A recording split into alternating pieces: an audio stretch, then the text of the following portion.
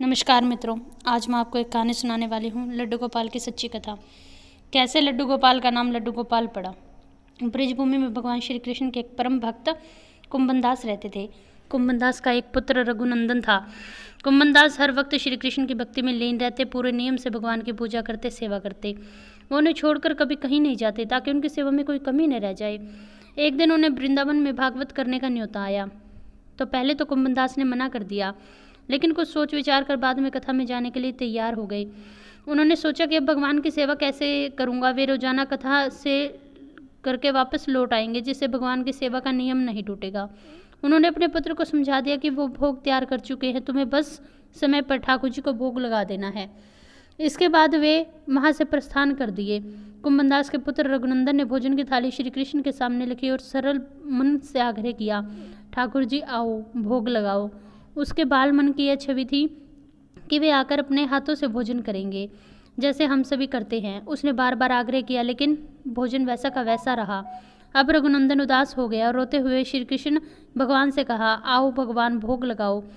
कहते हैं ना, जो सच्चे हृदय से भगवान को पुकारता है तो भगवान को आना ही पड़ता है।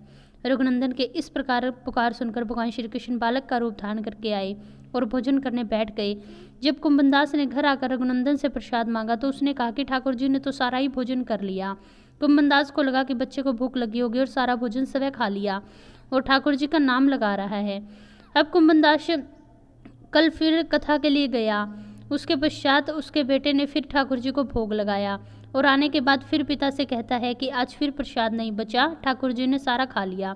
अब कुंभनदास को शक होने लगा तो उन्होंने एक दिन लड्डू बनाकर थाली में रखे और छुपकर देखने लगा कि रघुनंदन क्या करता है। रघुनंदन ने रोज की तरह भगवान श्री कृष्ण को पुकारा तो वे बालक के रूप में प्रकट होकर आए और लड्डू खाने लगे। यह देखकर कुंभनदास दौड़ते हुए आए और प्रभु के चरणों में गिरकर विनती करने लगे। उस समय श्री कृष्ण के एक हाथ में लड्डू था और दूसरे हाथ वाला लड्डू उन्होंने मुख में जाने ही वाला था तो वे एकदम मूर्ति के रूप में तब्दील हो गए। उसके बाद से उनके इसी रूप की पूजा लड्डू गोपाल स्वरूप में की जाती है और वो तभी से लड्डू गोपाल कहलाने लगे।